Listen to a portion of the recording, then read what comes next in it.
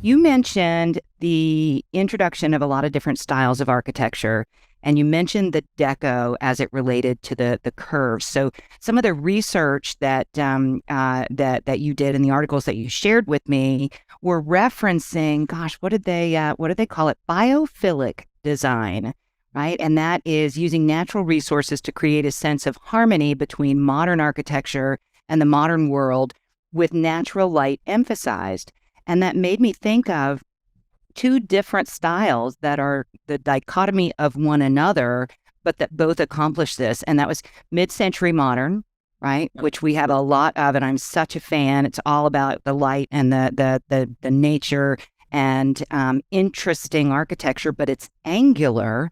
And Art Deco, which has the same sort of organic feel, but it's all about the curve. So I thought that that was interesting that the same end result could manifest itself in two such very different architectural styles.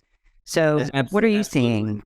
Well, the other thing too that with using this, and I'll be honest with you, biophilic design, I wasn't real familiar with the concept until I started doing research for our podcast today. But basically, what we would say would just simply be bringing the outdoors in. Yeah. Same basic concept, and that is whether it means the finishes you use on your interior spaces, using a lot of wood. We'll talk about that in just a few minutes. Bringing natural products you see outside in. But the other part of it is kind of this seamless connection between the inside of the home and the exterior, between the outside. I know for us, it's interesting because when you look at homes built prior to 2000 in our market, almost every home had a patio or a deck. You rarely ever saw a covered porch or a screen porch. And around the early 2000s, I think around 2004, 2005, well before the market crashed, builders started recognizing for our market, again, this is market driven because of the climate that you're in. We have four distinct seasons, but they're fairly mild seasons. They're not super extreme. So we have a tremendous opportunity with outdoor living. And so the trend shifted to homes having wonderful outdoor spaces, covered outdoor spaces, and large covered outdoor spaces. So they're designed for alfresco dining and large covered outdoor spaces that would include fireplaces and fire pits and now fire tables, which have become quite popular. And so again, tying the inside to the outside, that trend's been going on for several years now.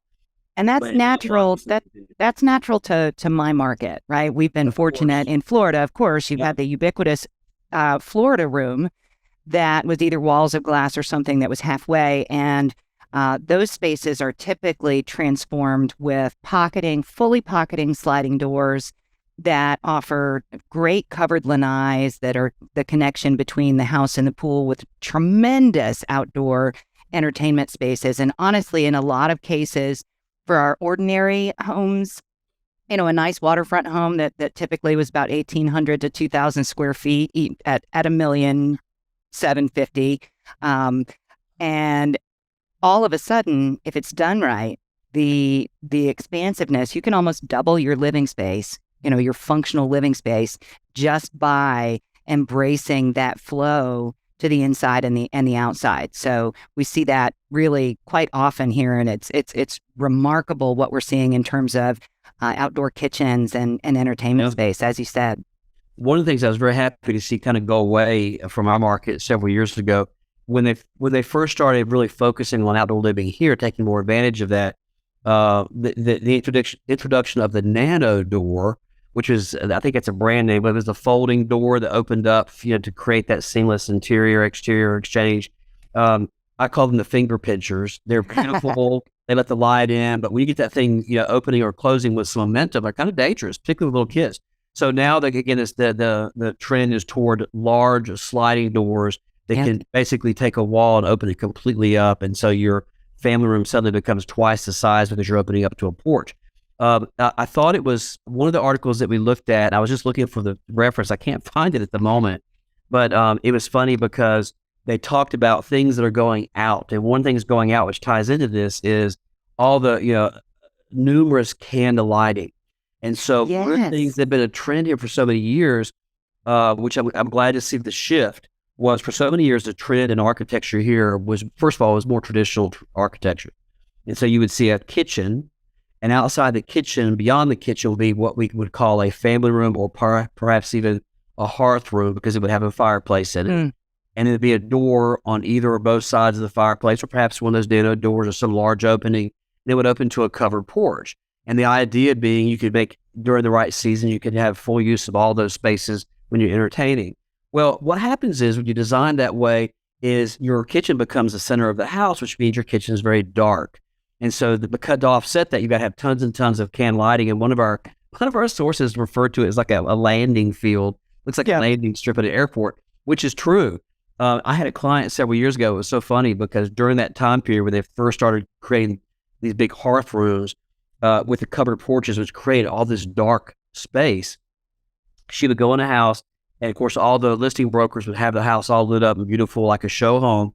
The first thing she would do would go through, flip all the switches off immediately. Yeah. She says, I want to see what the kitchen looks like with all the lights off. And she'd go right into the kitchen, turn all the lights off, and within 5 seconds, she'd be nope or yep. And determine whether the showing would go on or not. I had a buyer do just that recently.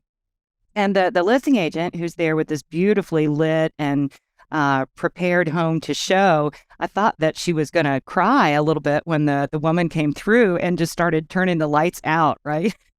So you're absolutely right on that. People want to know that there's enough light, natural light in a space without being so reliant on artificial.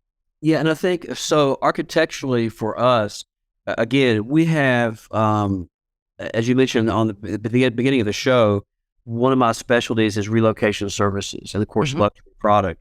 And so a large influx of our relocation are folks from California. We talked about in the prior podcast, I believe. Folks from California, coastal California, moving into the Nashville market, Middle Tennessee, and they're coming from a lot of contemporary construction and transitional construction, transitional architecture, and that is what builders are doing here more. I think as a result, they're trying to appeal to that particular buyer. And so that type of architecture has large windows without grids, big seamless panes, almost picture windows, if you will, that lets all that light come in, which is wonderful. I think most of us appreciate that, with the exception of, you got to be careful with UVA rays and expensive furnishing, paintings, that sort of thing. And there's things we can do to protect, of course. So we're seeing that change. Looking back over the kitchen, the hearth room scenario I described earlier, how that evolved for us was, I told you we had decks and patios for so many years. I don't think anybody had the forethought to say, oh, we put this beautiful covered porch. What it does to our everyday living inside the home, it creates that cave-like atmosphere. Nobody wants that. And so now pretty much all new construction, all remodels for us are focusing on how to get more light in and create that biophilic environment, that harmonious environment between the outside and inside, and use of more organic materials. Tell us about cabinetry. Did we talk about that yet? Well, we just mentioned it a little bit. I saw some amazing photos of some incredibly crafted, textured, like horizontal textured wood lower cabinets. And I think the one that really struck me was in a upscale bathroom. And, if you think back, there was a lot of that going on in the 70s, but with a completely different thing. It was like a veneer then.